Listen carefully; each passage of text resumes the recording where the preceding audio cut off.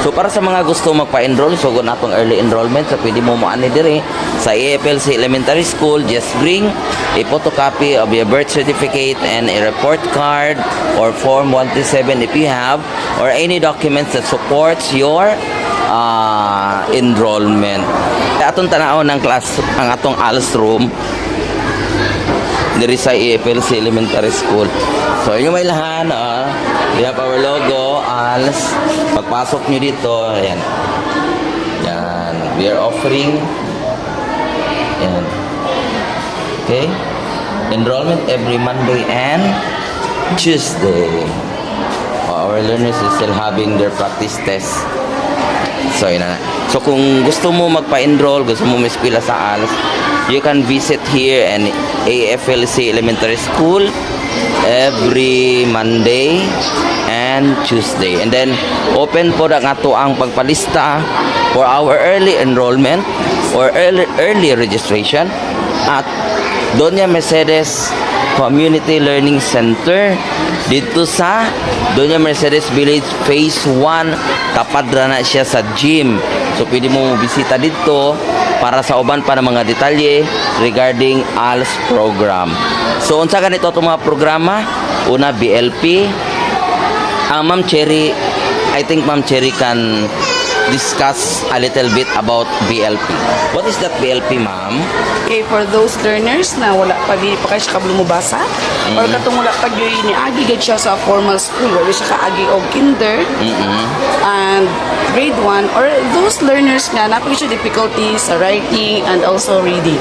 Okay, mo na Pwede kayo na siya magpa-enroll sa BLP.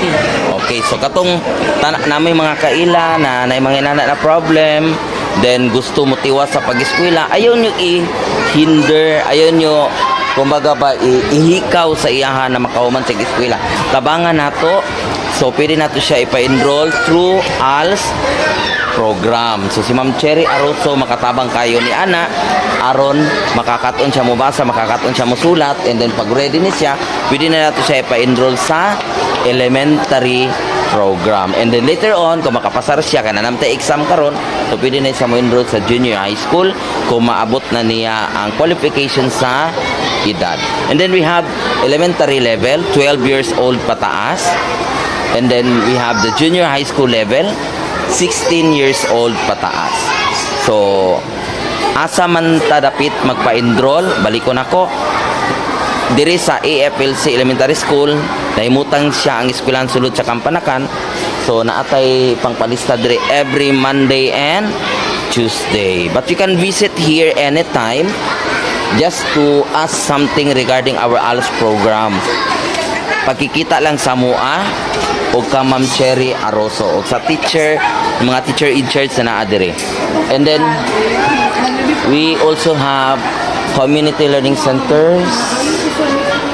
Community Learning Center, Doña Mercedes Community Learning Center na nahimutang within the community of Barangay Panakan na sa Doña Mercedes Village Phase 1. Tungod kay duha man na siya ang Doña Mercedes. We have Phase 1 and Phase 2. Sama na. Okay, so sa Phase 1 nahimutang ang Doña Mercedes CLC. Natapad na siya sa gym. Wala may laing gym diya sa Doña Mercedes. Sa Phase 1 lang. So, pwede mo magpalista dito every Sunday. So, kung gusto kami eskwela, dili ka makahigayon o Monday to Friday. So, pwede ka dito every Sunday. Ang mga nagtudlo dito, ako o si Ma'am Cherry di hapon. Tudlo siya dito every Sunday. Okay na Liz. So, yun na, ana. Then, mag-abri pod mi og klase sa Malagamot area. So watch out sa mga taga Malagamot, pwede mo maadto dito. Actually we're still negotiating unsang adlaw ang among klase dito, pero among prospect is every Thursday. Tama ba ko ma'am no? Thursday. Every Thursday among prospect dito. Hello. So every Thursday natay klase diha. Pero aniha in progress pa ni, makiksabot pa mi dito kung unsa jud ang dagan sa klase, but mag-abri na taog klase diha sa Malagamot area, particularly at BF Corcuera Elementary School. Hello, sa mga naadiha sa Malagamot. And most especially to Doc Bacalares. So thank you ma'am sa pagpahanay sa atong klase din ha sa Malagamot area. So unsa may tumong ani na ang mga taga Malagamot dili na sila mubaba para mamasahe kay kanang gawa sa time consuming pag travel mugasto pug ka para sa pamasahe para dili na ka mugasto. So kami na mga teachers ang musaka diha ang area aron maka-eskwela ang mga taga diha sa Malagamot. Ako po ba yung area diha?